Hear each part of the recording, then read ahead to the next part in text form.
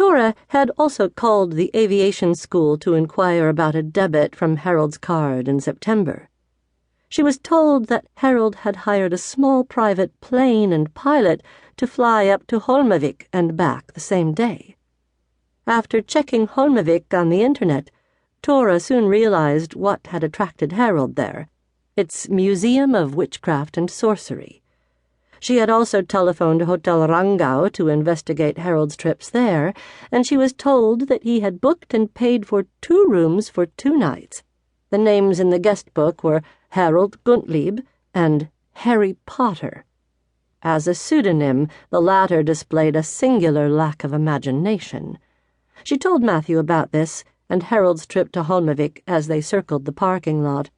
"At last," Matthew said, slipping his rental car into a newly abandoned parking space. They walked in the direction of the laboratory, which was located behind the main building. It had snowed during the night, and Matthew walked ahead of Thora, stomping through the piles of slush and ice. The weather was blustery, and the bracing north wind tugged at Thora's hair. That morning she had decided to wear her hair down, but regretted that decision now as the wind swept it in all directions. "I'll look really good by the time I get inside," she thought. She stopped for a moment, turned her back to the wind, and tried to protect her hair by wrapping a scarf over her head.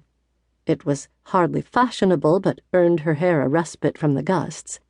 After this ceremony, she hurried after Matthew. When they finally reached the building, he looked around for the first time since they had left the car. He stared at her with the scarf over her head. She could just imagine how elegant she looked, which he confirmed when he raised his eyebrows and said, "There's bound to be a bathroom you can pop into when we get inside." Thora yearned to fire a retort at him, but restrained herself. Instead, she gave him a rigid smile and threw open the door. She strode over to a woman pushing an empty steel trolley and asked where they could find the doctor they were supposed to meet. After asking whether he was expecting them, the woman directed them toward an office at the end of one of the corridors. She added that they should wait outside because the doctor was not yet back from a morning meeting. Thora and Matthew sat down in 2 battered chairs by the window in the corridor. "I didn't mean to offend you, sorry," Matthew said without looking at her. Not interested in discussing her appearance, Thora ignored the remark. She took the scarf off her head with as much dignity as she could muster and put it in her lap. Then she reached over for a pile of tattered magazines that were lying on a little table between the chairs. "Who could ever be interested in reading this stuff?" she muttered as she flicked through the pile. "I don't think people come here looking for something to read," Matthew answered. He was sitting up straight, staring ahead. Thora put down the magazines, irritated. "No, maybe not." She looked at her watch and said impatiently, "Where is that man anyway?" "He'll be here," came the curt reply.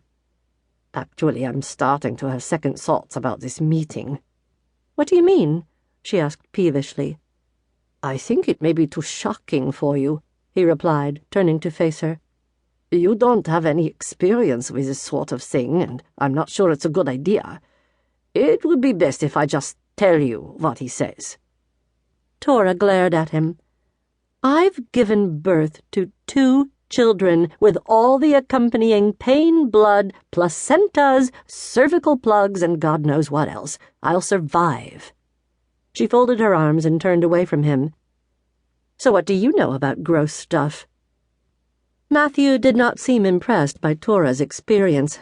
"Lots of things, but I'll spare you the details. Unlike you, I have no need to beat my chest." Thora rolled her eyes. This German wasn't exactly a barrel of laughs. She decided to find out what the watchtower had to say rather than try to sustain a conversation with him.